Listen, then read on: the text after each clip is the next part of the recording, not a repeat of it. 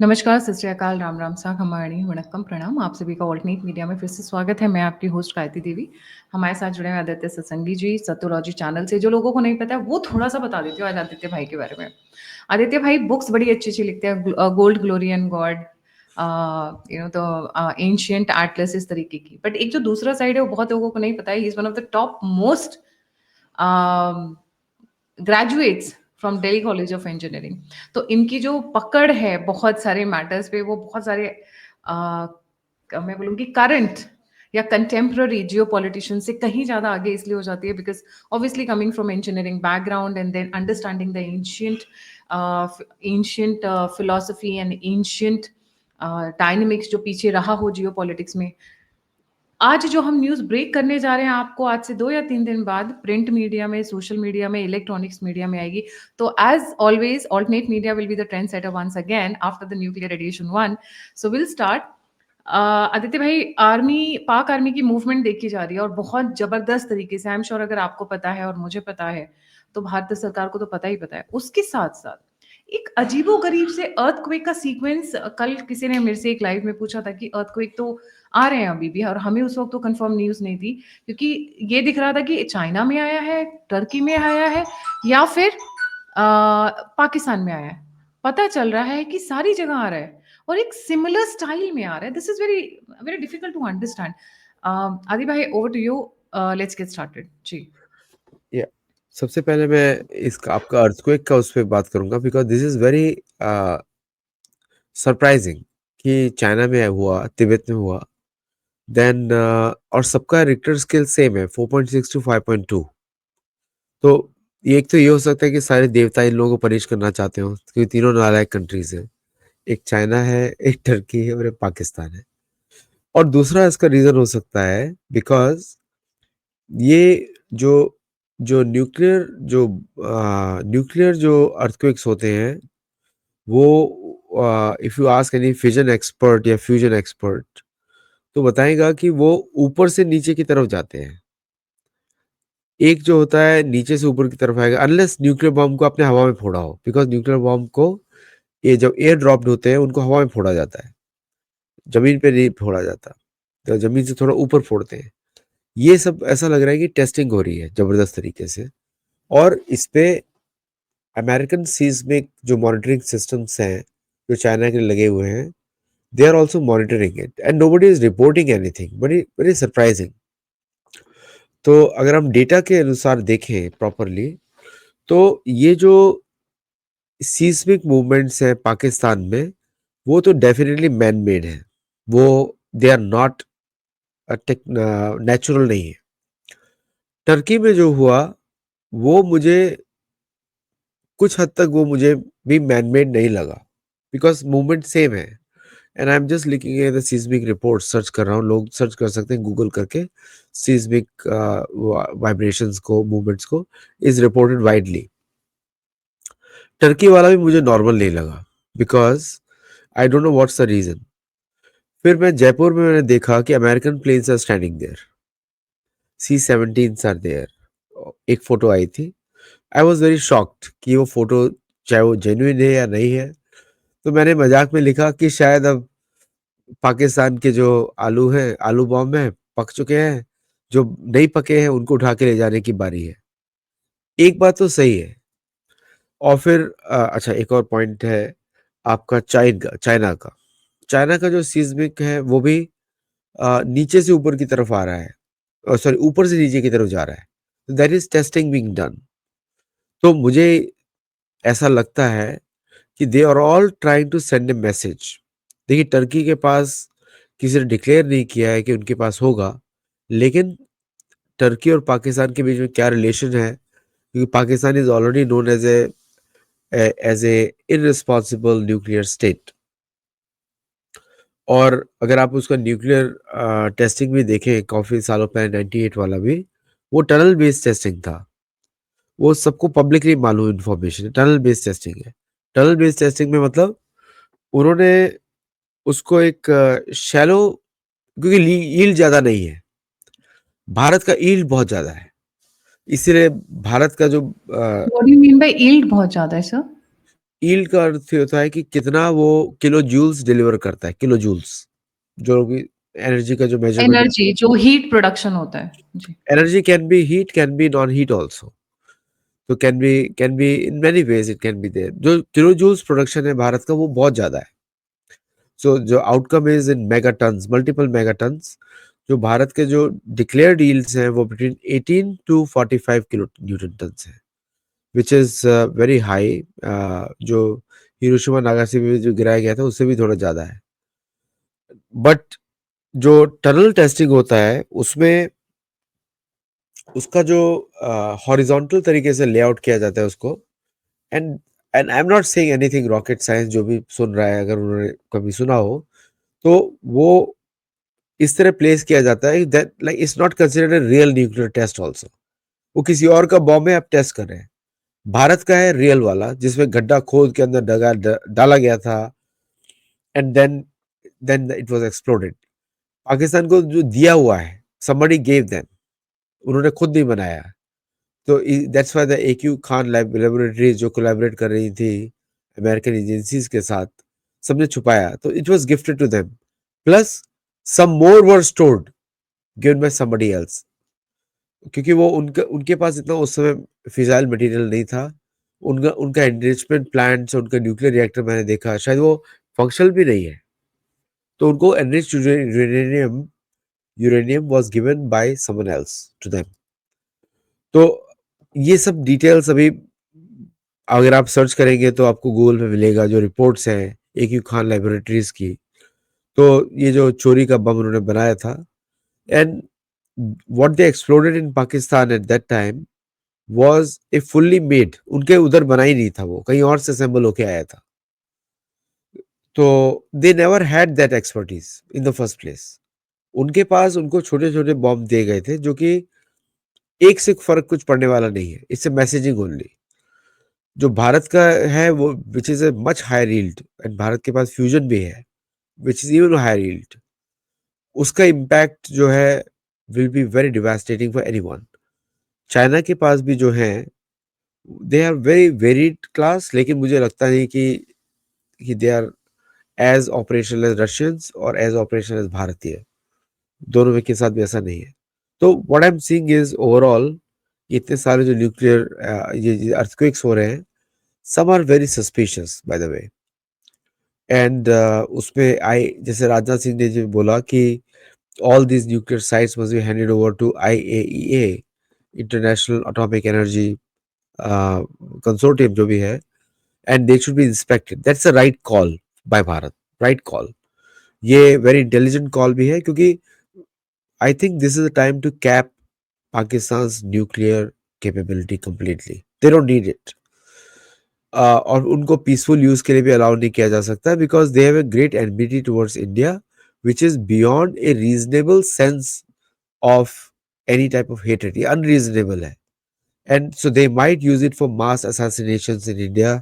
तो इन सब एंगल्स पे देखा जाए तो आईएईए मस्ट इंटरवीन और पाकिस्तान की कैपेबिलिटी को कैप किया जाए। And that's I think that's what US is also doing, क्योंकि इनको पता लग गया कि अगर ये लोग रहेंगे तो भारत में उनके इन्वेस्टमेंट सेफ नहीं रहने वाले। And if they want to sell something to Bharat, जो ओल्ड यूएस पॉलिसी था कि इंडिया को एंगेज करके रखो पाकिस्तान से, चाइना को एंगेज करके रखो इंडिया से, वो सब जाने वाला है। You know, India and US is also going to trade, and India and China are also going to trade.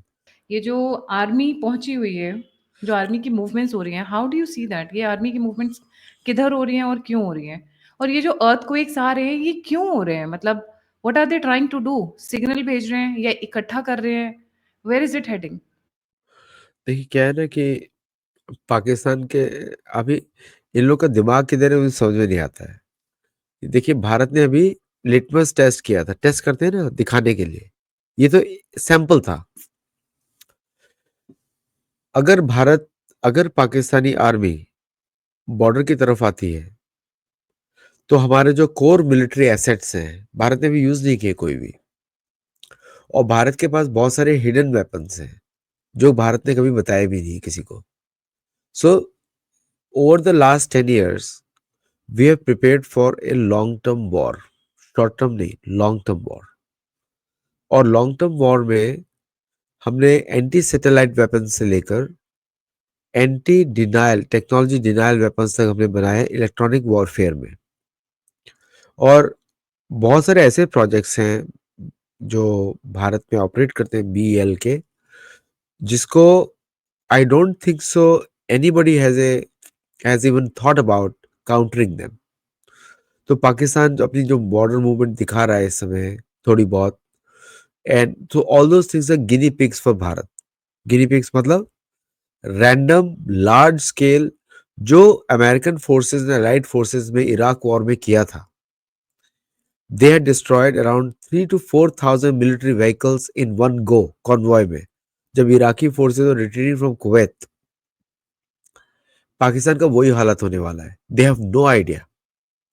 और इस बार जो हमने इस समय जो हमने हमारे 3 डायमेंशनल फोर्सेस में से 4 डायमेंशनल फोर्सेस में से हमने सिर्फ अभी तक 2 ही यूज करी है, एयरफोर्स और इंडियन आर्मी। वो इंडियन आर्मी भी पूरी तरह यूज नहीं करी है। This time they have no idea they'll be hit from 4 directions, including the ocean and including space. Including space. And not even America can save them. Not even America can save them.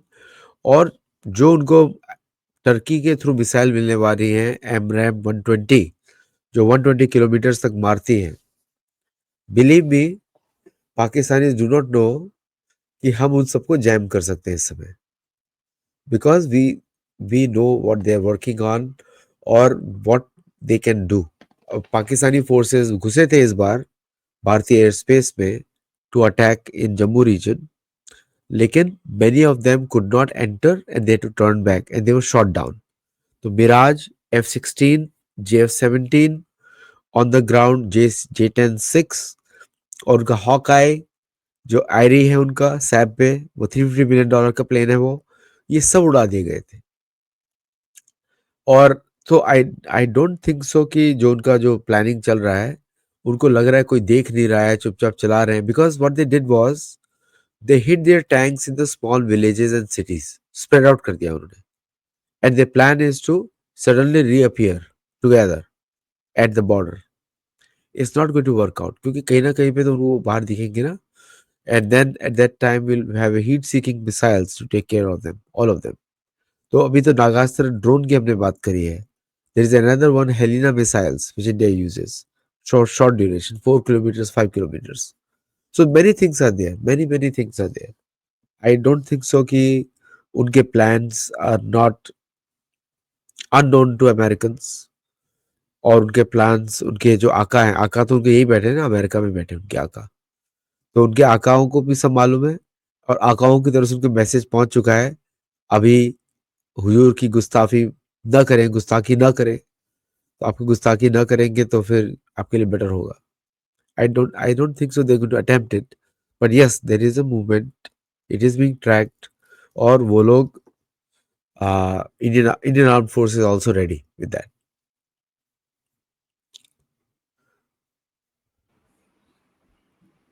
तो इनको इनको 72 हुरों के पास वैसे जाने का बड़ा शौक होता है। आपने कहा कि 4 तरफ से अटैक होगा, थोड़े से 2-1 नंबर और ऐड कर देते हैं, बलूचिस्तान भी बैठा हो। बलूचिस्तान, TTP, अफगानिस्तान। अभी इनका अरे! मीटिंग हो रहा था अफगानिस्तान। ये लोग बोल रहे थे कि China has gone there having a meeting with them, उनको पैसा दे रहा है। अफगानी तुम्हारा पैसा भी लेंगे, तुमको ठोकेंगे भी, जस्ट रिमेंबर दैट। एक बात बताइए आप, आपने इतनी सारी बातें तो बता दी, आपने ये क्यों नहीं बताया, आप छुपा कर रख रहे हैं, कि जयशंकर की और अफ़गान के लीडर की मीटिंग हो रही है, इस मीटिंग में क्या हो रहा है? मैंने सुना है दोवल जी इस वक़्त रुख कर चुके हैं अफ़गानिस्तान की तरफ, कुछ मीटिंग-वीटिंग भी चल रही है। देखिए क्या है कि पीपल नीड टू नो कि Afghanis on the ground level they love Bharat. आप किसी भी अफगानी से ग्राउंड में जाके मिलेंगे, उनको they have deep affection towards Bharat. जो उनका तालिबान जो फैक्शन था which was very religious oriented, उसको भारत ने दवाई और भोजन देके खरीद लिया है ना। और बहुत सारे जो अभी अमेरिकन एक सारा एडम्स करके थी, आधा झूठ बोलती है आधा सच बोलती है। बट उसने एक बात बोली किसी एक इंटरव्यू में कि वो लोग $40 मिलियन दे रहे हैं हफ्ते का तालिबान को, और भारत उनको सिर्फ दवाई और कपड़े और खाना देकर ही खरीद लेता है। तो Pakistan has 7 or 8 fronts going to open up. They have no idea. और चीन को भी ये मालूम होना चाहिए कि इस बार चीन ने जो गुस्ताखी करी पूर्व में, there are many factions open from Vietnam, Philippines to Bharat. उसको 10 फ्रंट में लड़ना पड़ेगा। ऑलरेडी चीन के 5 टुकड़े तो बड़े आसानी से दिख रहे हैं मुझे। So they have to also remember that उन्होंने बहुत गेम खेल लिया भारत के विरुद्ध। एनफ नाउ, भारत पक गया अभी। कितना पकाओगे भाई? 1962 में इलीगल ऑक्यूपेशन किया भारत के लैंड का। हमारे जो परम बुद्धिमान नेहरू का आपने नेहरू ने आपको जमीन दे दी। उसको लग रहा था कुछ उगता नहीं है वहां पे। नेहरू ने अपने सिर को नहीं देखा कि उसके सिर पे बादल नहीं उगते, लेकिन उसने फिर भी ऑफर कर दिया, आपको दे दिया। तो all those things are not going to work. This is a time of correction of history. और सेनाओं के बल पर ही होता है। पहली बार भारत को पता लगा सेनाओं के बल पर ही होता है सब कुछ। और भारत के जो अंदर के जो उनके एजेंट्स हैं, ये Gandhi Vadra family must be knowing very well कि चीन जो है आपको भी छोड़ेगा नहीं। रिमेंबर दैट चाइनीज जो है ना, वो आपका सारा सीक्रेट को रिलीज कर देंगे सोशल मीडिया पे। Don't don't remember. एक बार उनको लगेगा ना कि वेयर इज देयर बेनिफिट, तो मोदी जी के साथ मेन स्ट्रीम में रहने में ही चाइना का बेनिफिट है। तो if they know that you are going to risk that, वो आपका सीक्रेट रिलीज कर देंगे और आपको ऐसे अबैंडन करेंगे जैसे आप कभी एग्जिस्ट भी नहीं किए। Because you have to understand China has a So bigger Jaishankar is responsibility. activating the Afghan Taliban and TTP hot center. नहीं, वो तो करेगा ना Bharat, because these are all allies for Bharat. And Taiwan को भी एक्टिवेट कर दिया उधर। ताइवान तो कल खुल्लम खुल्ला we stand with Bharat against terrorism क्योंकि उनको ऐसा लग गया ना HQ9 चलने वाला नहीं है। खुश हो गए होंगे। वो भी देख नहीं, रहे थे ना इनके कितने हथियार काम करते हैं, ये जो रोज डरा डरा के रखते हैं। पूरी आर्मी और पूरी एक्सरसाइज करते हैं, हमारे घर तक वो एयरक्राफ्ट भेज देते हैं। तो I am sure after that उनकी भी आंखें खुली हैं। नहीं, देखिए China is very clever. China ने भारत के बॉर्डर पे S-400 लगाए हैं, और ताइवान के बॉर्डर पे भी S-400 लगाए, HQ9 नहीं लगाए हैं। HQ9 उसने दिए अपने जोकरों को, पाकिस्तान, इजिप्ट, इधर उधर दिए उसने। तो चाइना ऑल्सो नोज उनका खुद का कैपेबिलिटी। अभी जो चाइना आपको दिखाता है ना बार बार, 6th generation, 5th generation, 4th generation, उनको मैं बताता हूँ भाई, आप उसके अंदर आगे लगाओ 12th जनरेशन। छोड़ दो सारा 5 6 7 8 छोड़ दो, 12th जनरेशन लगाओ, फिर भी आपको परफॉर्मेंस वैसे ही रहने वाला है। It's not going to change. Okay. और भारत की अमेरिका की बराबरी करें। See one thing I will tell you about American research. जो अमेरिकन रिसर्चेज होती हैं ऑन F-35, और these are natural home grown researches, और उसमें अमेरिका बहुत पैसा खर्च करता है। Sometimes they succeed, sometimes they don't succeed. Like जो अमेरिका का सबसे पोटेंट एयरक्राफ्ट है वो है F-15, not 16, not 18। F-15 eagle is their most potent aircraft, और दैट एयरक्राफ्ट इज भारत भी लेना चाहता था, which America did not sell. तो उसका एक नया वर्जन आया है F-15 eagle E, and that is a very potent aircraft. और कोई भी दुनिया में एयरक्राफ्ट नहीं है Su-35 के अलावा जो उसके बराबरी कर सके। F-22 और F-35 ये planes are very potent planes also, लेकिन उनका यूसेज मॉडर्न वॉरफेयर में इतना मुझे नहीं दिखता अभी तक, even though F-22 is a very invisible aircraft. तो चाइना तो इसको छोड़ दे कि वो what they are going to do with that. और मैं आपको गायत्री जी बोल रहा हूँ, तेजस MK2 या तेजस MK1A are going to surprise even Americans, believe me, even them, unless कोई अमेरिका बदमाशी ना कर दे उनके इंजन में, unless। वो मैं ऑलरेडी बोल चुका आपके शो पे, फेडेक कंट्रोल्स। तो जो फेडेक कंट्रोल है दैट कैन बी हैक्ड। मैं बार-बार चिल्ला-चिल्ला के बोल रहा हूँ इतने सालों से। IN-20, I know the exact engine number, F404 IN-20, a FedEx control that is made only for India. तो I'm sure एयरक्राफ्ट्स के I mean Indian air force knows better than me. मैं तो थ्योरेटिकल इंफॉर्मेशन दे रहा हूँ। So that can be hacked. Sir F414 Jaishankar की जो meeting हुई है उस पे थोड़ा इलैबोरेट करनी है ना। अफगानीज बड़े अच्छे-अच्छे होते हैं। वैसे मेरे को अफगान से बहुत सारे मीर बुख्ती जी की फैमिली से कई बार आते हैं मैसेजेस, तो बड़े अच्छे-अच्छे आते हैं। गायत्री जी आप लोग आगे बढ़ो, दिल खुश कर देता Gayatri ji. Because they watch in Afghanistan, they watch our shows and नहीं, they are also Afghanistan getting to a lot of news from us. जी। अफगानिस्तानीज को पता होना चाहिए कि you are our part of family. आपके ऊपर तो इस्लाम ने आक्रमण किया है। आप तो पहले से गद्दार देश है। अगर आपके शो सुन रहे हैं तो आपको तो you are the intrinsical part of मतलब गांधार जो गंधर्व देश नाम है आपका। एक्चुअली गंधर्व देश से गांधार आया है। आपका नाम तो रामायण में है, वाल्मीकि रामायण में है। तो और लक्ष्मण के पुत्रों ने आपको लक्ष्मण के पुत्र को आप वो राज दिया गया था।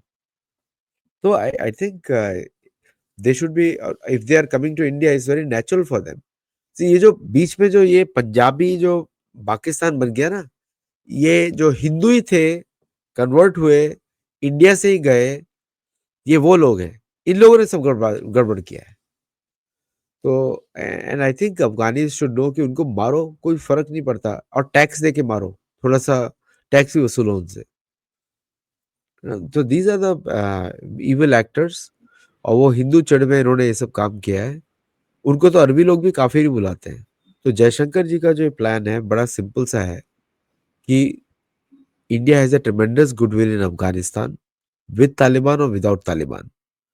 That goodwill cannot be replaced by America or China. Chinese को आज बोल देता हूं, अफगानी आपसे पैसा भी लेंगे और फिर आपकी पिटाई भी करेंगे। बिलीव मी, अमेरिकन से तालिबानी हफ्ते का $40 मिलियन लेते हैं, $40 मिलियन अ वीक। ठीक है, लेकिन जब मौका मिलेगा पिटाई करेंगे, जब मौका मिलेगा उनको। उन्होंने दिखाया अमेरिकन को। अमेरिकन स्पेंट कितना $20 billion in 20 years to replace Taliban with Taliban. Okay, that's the history of America. So I don't think so any country has a that kind of pull on Afghanistan like Indians have, Hindus have, specifically Hindus, not अपने भारतीय मुसलमान भी। तुम लोग अपने आप को भूल जाओ, तुम सब काफिर हो उन लोगों के लिए। भारतीय मुसलमानों के लिए अफगानी सोचता है पागल है। ठीक है, तो even just forget about them.